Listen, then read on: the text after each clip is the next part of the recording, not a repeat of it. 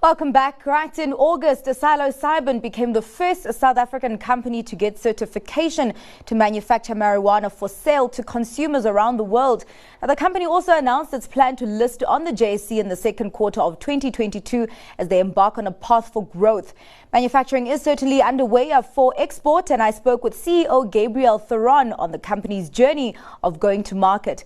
I asked him about the investment that went into the high-tech growing facility. I can tell you it's been a significant investment. It's really not easy to set everything up. The amount of research that you have to put in before the investment is even more.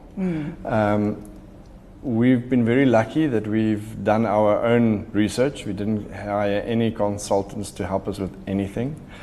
So that brought our investment down significantly. The investment amount is way above 30 million. Okay. To answer your question. All right. You spoke about funders. I can say it's friends and family. So yeah. It was a very difficult initial plan. Was difficult to raise the funding, but when it started, we raised everything within 2 weeks. Yeah.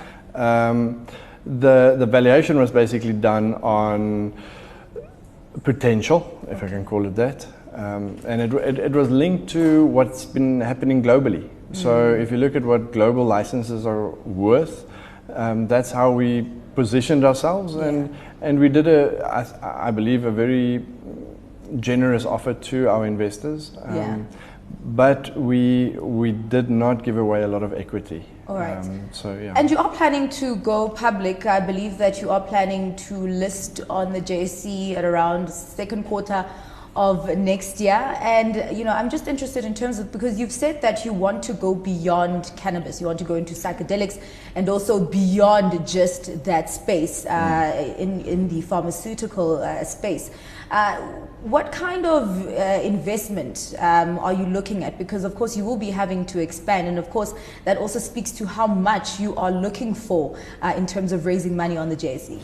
Yes. So since this whole thing started and we got the media exposure that we did receive, we had a lot of interest online. We created a page on our website where potential investors can come and register and express their what we call it, interest. Okay. And that exploded. The plan was to only go public second quarter next year.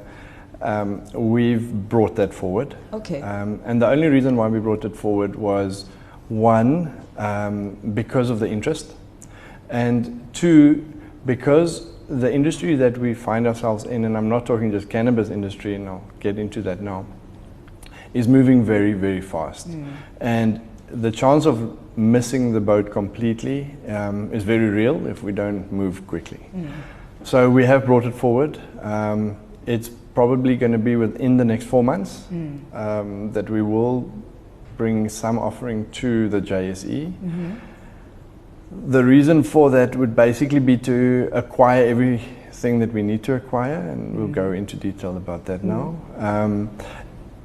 Stitch it all together, and then take that to NASDAQ for our final raising. So to answer your question, the first funds that we're looking at raising here, in order for us to stitch everything together, minimum of 500 million rand. All right. Are you planning to take on Big Pharma? No. Okay. All right. We do not see ourselves as competition for Big Pharma whatsoever. The reason why is we take a very individualized approach. We understand that we cannot take there's a capacity limitation to that. So our market and the targeted market is a very, very small community. So we're not a threat to Big Pharma in whatever way or form. Yeah. All right. So you're saying that you are not planning to go after Big Pharma, but I mean, you will be an exporter of cannabis and all the products that you do produce. And of course, we do know that countries like Canada were first movers. In South Africa, you are the first company that has gotten certification to produce marijuana for use globally. And I'm just interested in the competitive landscape when you are looking at the global players that have been doing this for a while? Okay, so the first thing is we're not a florist company. So, and why I'm saying that tongue in cheek, the current licenses are all for export of bulk flower material, cannabis flower material. We have seen already that the global market is changing so quickly, and what I mean with that is you want to be able to export product currently to, let's call it Europe or Australia. The problem that you're sitting with as a florist or a cultivation company is that all of those countries that we are currently trying to export to are also building up their own capacity. So in, I would say, 18 to 24 months, you're going to be in a scenario where you either need to come in cheaper than the guys that's growing it locally in that country, which you're going to struggle with. It is cheaper to grow in South Africa. Weather does not have any impact on that because the current regulation says either indoor or greenhouse.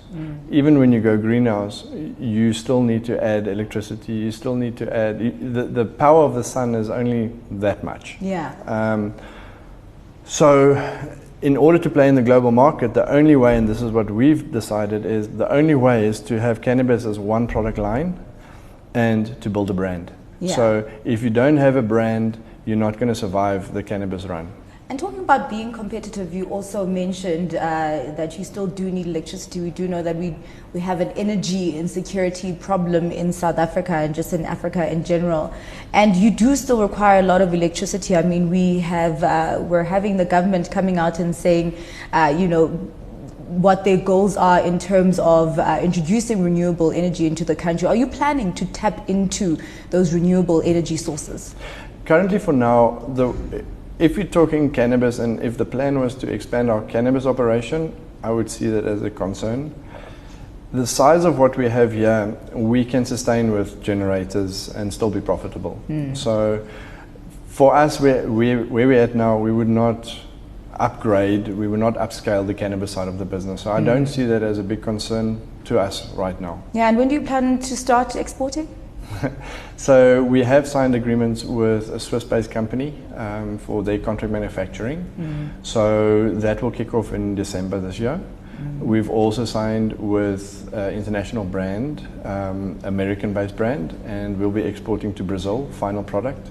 So our focus is final product. All right. Selling flower is not really worthwhile for us. So timelines? Timelines, December. That was Gabriel Theron, the CEO at psilocybin.